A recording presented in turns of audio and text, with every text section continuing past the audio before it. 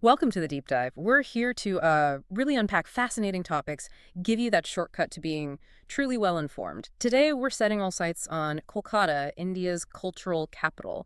People often call it quite affectionately the soul of the East. So, our mission is to explore the essence of this really vibrant city, its history, its unique character, that deep cultural heartbeat. We're doing this by, well, diving into the sources you've shared. Prepare for, I think, an intriguing mix of old and new, and what's often described as its poetic chaos. Yeah, and this is a great opportunity, this deep dive, because it lets us understand how a city's past and present, they don't just sit side by side. They really weave together, creating something singular, unforgettable. The sources give us a direct line, almost, to understanding what makes Kolkata more than just a place you visit. It's, like you said, it's an emotion. Right. And that phrase, an emotion, it really jumped out from the sources, didn't it? That and the beating heart of Bengal. Mm. It's described as this blend of colonial grandeur, buzzing political passion, literary legends, and that lively street side Atta. We'll get to that later, I imagine. Its modern story kicks off, what, 1690? British East India Company, a trading post right there by the Hooghly River, and then it grew, became the capital of British India until 1911. That history, that location, it clearly set a very unique stage. It absolutely did. And what's striking looking at the sources is how that whole foundational period, the colonial power, layered onto this already rich local culture, seems to have forged this deep intellectual, this artistic resilience. It's almost as if from that crucible you get figures like Rabindranath Tagore, the Nobel laureate, Wow. the filmmaker Satyajit Ray, iconic, and of course Mother Teresa. It feels like the city responded to its history by pouring energy into these, huge global cultural contributions, shaping itself far beyond just its colonial roots. And that historical layering you're talking about, you really see it almost physically in the city's contrasts.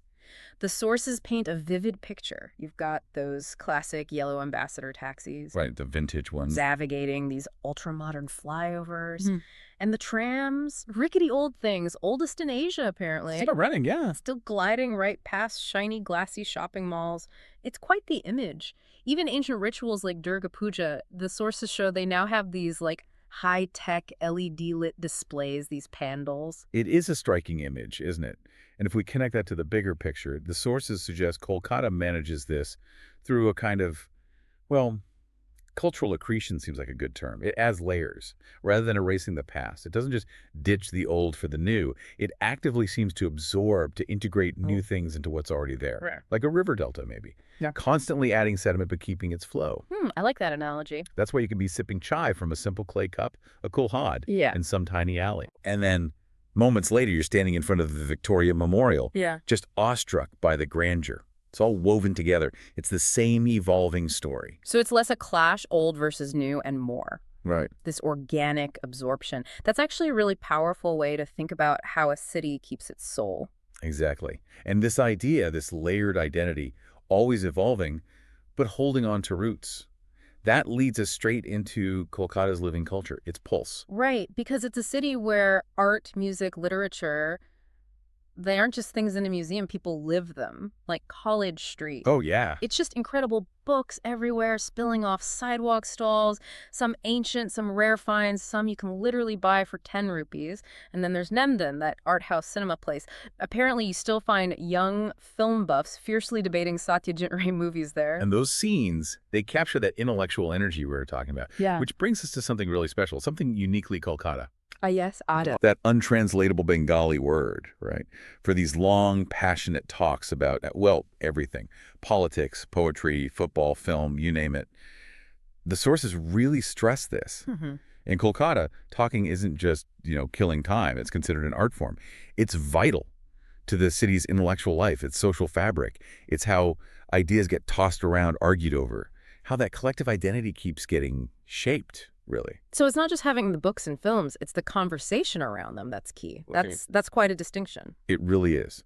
Now, from intellectual debates, let's maybe shift to something equally central, maybe even more immediate, the food. Kolkata's food scene. Oh, definitely. And if you're going there, you need to know what to eat. The sources are pretty clear on the must-tries. You've got the kathi roll from Park Street, apparently a classic start. Iconic. Then maybe Elish mash, the fish with steamed rice, a real local staple. Essential Bengali fare. And you absolutely cannot leave without trying the sweets, right? The mistadoy, the rosagola from these shops that have been around for like a century. And what those dishes, those traditions tell us is, Yeah. well, food in Kolkata is so much more than just fuel. The sources frame it as love, memory, identity, all served up, maybe on a banana leaf, maybe in a simple steel thali. It's communal. It's heritage you can taste. And it's absolutely part of the city's charm, its strong community spirit. It loops back to that emotion idea we started with. It really does. Every bite tells a bit of the city's And story. if you want to see Kolkata's spirit absolutely unleashed, then you have to talk about Durga Puja. Right. 5 days where the city just Yeah. becomes something else. The sources call it a massive open-air art gallery, which sounds incredible. Yes. People filling the streets day and night, dressed up in their best clothes, just hopping between these incredibly elaborate structures, the pandals. It's this mix of devotion, creativity, community. You can apparently just feel it buzzing everywhere. But what's really remarkable, and the sources highlight this, is that the energy doesn't just vanish when the festival's over. It's there every day. You feel it in the